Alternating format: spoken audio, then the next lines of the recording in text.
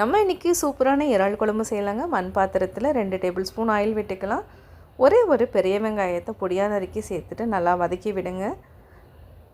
நல்லா வதங்கினதுக்கப்புறம் 1 table spoon இஞ்சி பூண்டு பேஸ்ட்டு ஆட் பண்ணிக்கலாம். இதை பச்சை வாசனை போகிற வரைக்கும் வதக்கிட்டு மசாலா சேர்த்துக்கலாம். 1 ஸ்பூன் அளவுக்கு நம்ம மிளகாய்த்தூள் சேர்த்துக்கலாங்க. 1/2 டீஸ்பூன் காஷ்மீரி மிளகாய்த்தூள், 1/4 டீஸ்பூன் மிளகுத்தூள், 1/4 டீஸ்பூன் மஞ்சள் தூள் சேர்த்து பச்சை வாசனை போகிற வரைக்கும் நல்லா வதக்கிக்கலாம். 1 நிமிஷம் வதங்கினதுக்கப்புறம் ப்ரான்ஸ் 300 கிராம் சேர்த்துட்டு இதையும் சேர்த்து நல்லா வதக்குங்க. மசாலாவை நல்லா பிரட்டிக்கலாம். ஒரு 30 செகண்ட்ஸ் அப்படியே விட்டுருங்க. நல்லா வதங்கிடும். அதாவது இறாலில் மசாலா எல்லாமே இறங்கிடும். இப்போ நம்ம மூடி வச்சுக்கலாம். மூடி வச்சுட்டு பாருங்கள், தேவையான அளவு உப்பு சேர்த்துக்கலாம். உப்பு சேர்த்துட்டு நல்லா பிரட்டி விட்டுட்டு மூடி வச்சுருங்க.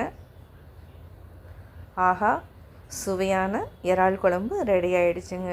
இந்த இறால் குழம்பு சப்பாத்தி கூடயும் சாப்பிட்லாம், சாதத்து கூடயும் சாப்பிட்லாம். அவ்வளோ சூப்பராக இருக்குங்க. லைக் பண்ணுங்கள், ஷேர் பண்ணுங்கள், கமெண்ட் பண்ணுங்கள். மறக்காமல் கோபி சுதா சேனலை சப்ஸ்கிரைப் பண்ணுங்கள். தேங்க்ஸ் ஃபார் வாட்சிங். தேங்க்யூ.